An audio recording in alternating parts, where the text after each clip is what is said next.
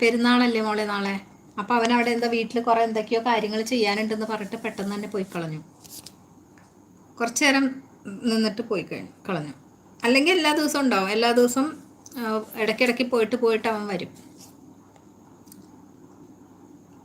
വിനീഷ പണ്ട് കിങ്ങിണിയുടെ ലൈവായിരുന്നത്, എൻ്റെ ലൈവ് കിങ്ങിണിയുടെ ലൈവായിരുന്നത്, പണ്ടത്തെ ലൈവ്. ഇവിടെ നിന്ന് ആണ് അവൻ പിന്നീട് പോയിട്ട് ഇങ്ങനെ സപ്പോർട്ടിങ് ലൈവൊക്കെ ആയത്. ചേച്ചിയുടെ മക്കൾ എത്രയാം ക്ലാസ്സിലാണ് പഠിക്കുന്നത്? എൻ്റെ മോള് +1 പഠിക്കുന്നത്. +1 പഠിക്കണു. വിനീഷ ജഗൻ പ്രിൻസ് ബ്രോ നമസ്കാരം. പ്രിൻസേ വെൽക്കം ടു മൈ ലൈവ്. സുഖമാണോ പ്രിൻസേ? ഹായ്, ഞാൻ ലൈക്ക് അടിച്ചിട്ടുണ്ട്. ഹാപ്പി ഈദുൽ മുബാറക്ക്, ചെറിയ പെരുന്നാൾ ആശംസകൾ. പ്രിൻസേ നിനക്ക് ചെറിയ പെരുന്നാൾ ആശംസകൾ.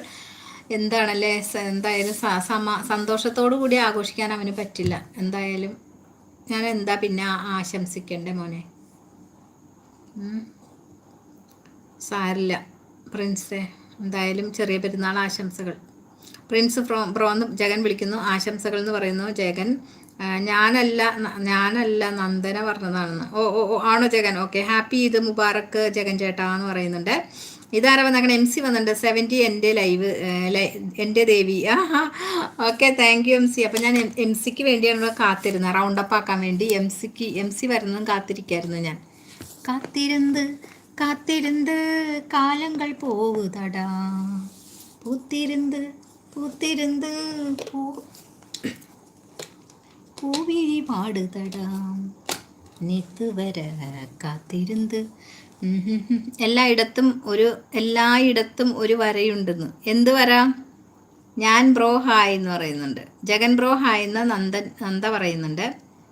MC ഈദ് മുബാറക്ക്. സന്തോഷത്തോടും സമാധാനത്തോടും കൂടി കുടുംബാംഗങ്ങളോടൊപ്പം ചേർന്നിരുന്ന് ഈദുൽ ഫിത്തർ ആഘോഷിക്കാൻ ദൈവം അനുഗ്രഹിക്കട്ടെ. ചെറിയ പെരുന്നാൾ ആഘോഷിക്കാൻ ദൈവം അനുഗ്രഹിക്കട്ടെ.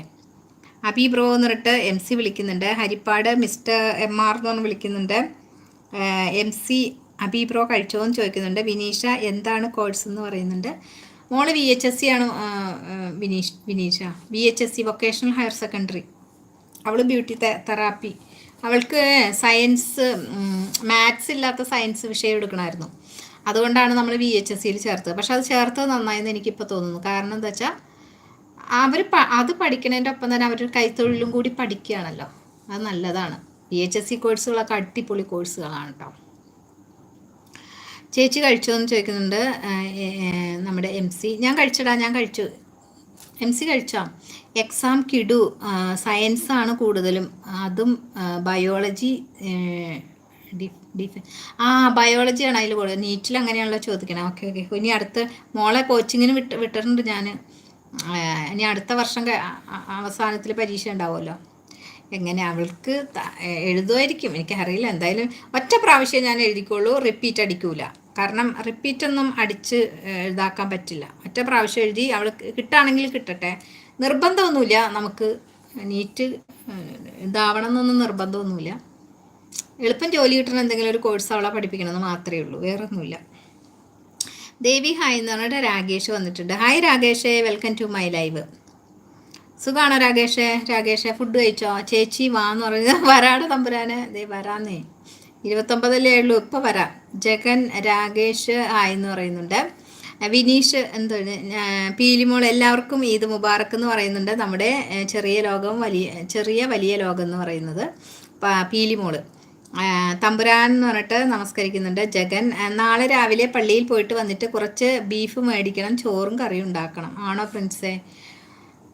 കൂട്ടുകാരെങ്കിലും ഉണ്ടോ ക്ഷണിക്കാനായിട്ട്? അല്ലെങ്കിൽ കൂട്ടുകാരെങ്കിലും ക്ഷണിച്ചിട്ടുണ്ടോ പ്രിൻസിനെ? ജഗൻ നല്ലൊരു സപ്പോർട്ടാണ്.